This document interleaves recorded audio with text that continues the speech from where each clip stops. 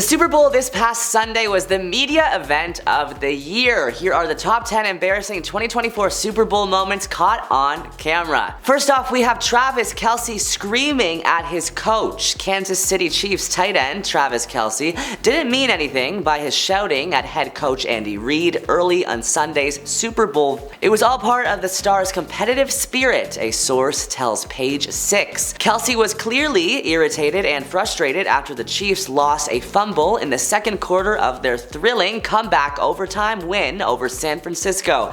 The 34-year-old star and boyfriend to Taylor Swift was seen on video yelling in Reid's face and even bumping the coach as he wanted back into the game following the turnover. Teammate Jerick McKinnon even had to hold Travis back. Viewers were quick to pounce on Kelce's actions, but a source brushed aside any real animosity between the player and the coach. Quote, "He's just a passionate player and everybody is on edge. It's the Super Bowl, but there was no malintent." Next up, we have Usher's halftime show. Viewers look forward to the halftime show each year, but this year's performance fell flat. Usher's halftime performance during this year's Super Bowl between the Kansas City Chiefs and San Francisco 49ers has come under fire from thousands across the globe. As the players took a well-deserved break in the Allegiant Stadium locker rooms, Usher took to the field to belt out a long list of his best-known hits. While the thousands in attendance were on their feet, it's safe to say the performance fell a bit flat, with several watching at home. Complaints flooded in from the very beginning of the performance, with many moaning that the sound quality was, quote, awful,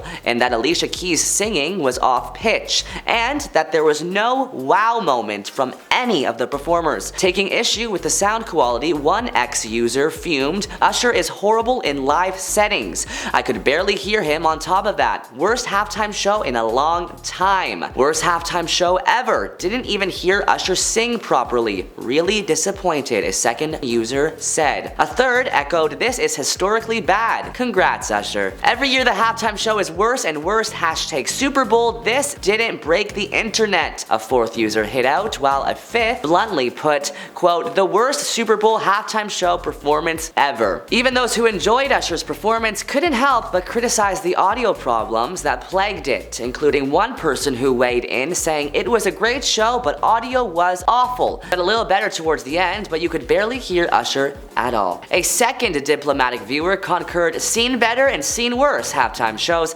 There to me was no wow moment. Disappointing on the sound quality from most of it, but it got better when Usher went to a mic." Next up, let's discuss some of the Super Bowl commercials this year. There's only one day per year where the commercials are actually anticipated, and this would be the Super Bowl. It has always cost companies a ton of money to have their brand advertised during the big game, and the expectation with the ads has always been that they are worth watching. That is certainly true of some more than others. Every year, fans will come away with some ads that crack them up or hit them in the feels. But there are just as many ads that leave fans disappointed they didn't use those 30 seconds for the bathroom break. Our first bad commercial is Temu. There's a lot going on in this commercial, let's just say. First of all, the jingle they have is not Burger King Whopper catchy, it's just plain annoying. On top of that, their slogan, quote, "Shopping like a billionaire," doesn't really make sense because it doesn't mean shopping for dresses that are $9.99. Another commercial that was just plain awkward is the Snapchat commercial. The commercial starts with bashing other social media platforms and then ends with a slogan that says, "Less social media, more Snapchat." Only one problem, Snapchat. You are also a social media platform. Next up, let's discuss an awkward singing moment. One of the commentators was caught singing along to Adele's "Rolling in the Deep" right before the commercial break, and it didn't sound too good. While he was trying to hit the high notes of Adele's smash hit, another commentator said, "Alright, let's take it to commercial break." Yikes. Now let's discuss the Super Bowl injuries, an athlete's worst nightmare. This year, 49ers linebacker Dre Greenlaw injured his Achilles tendon while jogging onto the field and got taken out of the game. As Greenlaw prepared to run back onto the field for another Niners defensive series, with 9 minutes 26 seconds left in the second quarter of Sunday's Super Bowl, he injured his left leg. Coach Kyle Shanahan confirmed after the game that Greenlaw tore his Achilles tendon. Super painful. Fellow San Francisco linebacker Fred Warner reacted in anger upon seeing Greenlaw get hurt. Defensive end Nick Bosa watched in stunned silence as Greenlaw hobbled the few feet to the sideline, where medical staff began treating him immediately. Moments later, a teary-eyed Greenlaw was taken to the locker room on a cart. It was hard. Sometimes when things like that happen, it could sway the momentum just because it's such an emotional feeling, Bosa said. Dre is a one-of-one human being. He was pushing through so much this year, and I think 99% of players wouldn't have been able to do what he did. He put his body on the line for us, and it sucks we couldn't get him a win. As often happens with Achilles injuries, Greenlaw's came without contact and at the most inopportune of times. The Niners had just punted the ball back to the Chiefs before Greenlaw and his defensive teammates were about to go back on the field. Greenlaw was able to stand up and limp to the sideline, but he and the Niners seemed to have a pretty good idea of what had just happened. The 49ers initially said Greenlaw was questionable to return, but he was soon ruled out. Now let's talk about Nickelodeon covering the Super Bowl.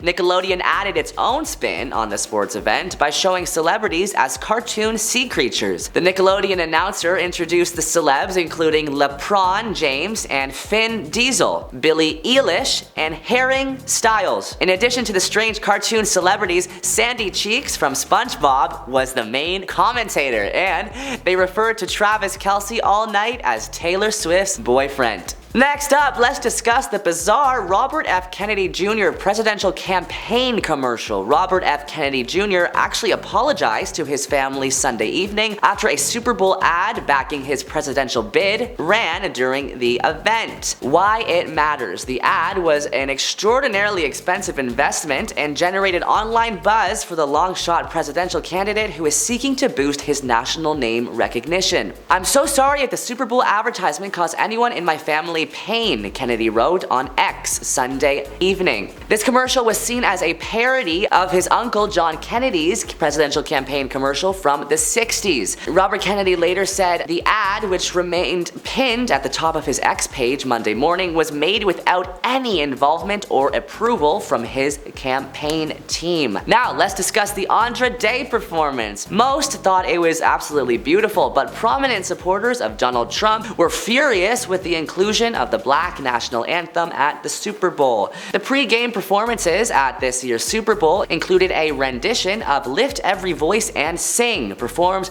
by recording artist Andra Day. The hymn, adopted by the National Association for the Advancement of Colored People, is often referred to as the Black national anthem. Former Arizona Senate candidate Carrie Lake responded to a picture showing her sitting down during a performance of the hymn. Lake said on X, formerly Twitter, on Sunday, "I'm still not standing for this divisive garbage. One nation, one anthem." The account End Wokeness added, "There is no such thing as a Black national anthem. If you have a problem with the American national anthem, feel free to leave." Before the game, Representative Matt Gaetz said on X that he would not watch the Super Bowl because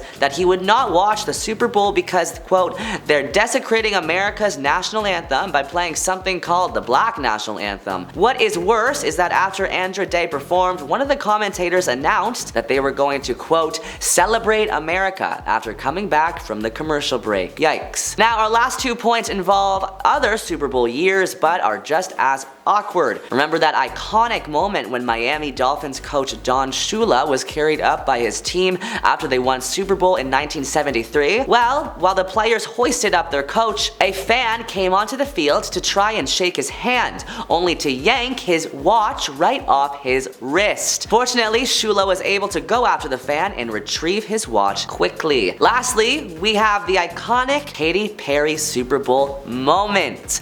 Katy Perry headlined the Super Bowl halftime show in 2015 on a fantastic beach party themed stage. But what most people seem to remember from it was how one of her shark-dressed dancers seemed to dance completely out of sync with the other backup dancer. To be fair, it can't be easy dancing around in that shark costume. Nevertheless, Left Shark has since become an internet phenomenon that did the unthinkable and stole Katy Perry's spotlight. That's it for today's video, guys. Thank you for watching. Subscribe for more celebrity news.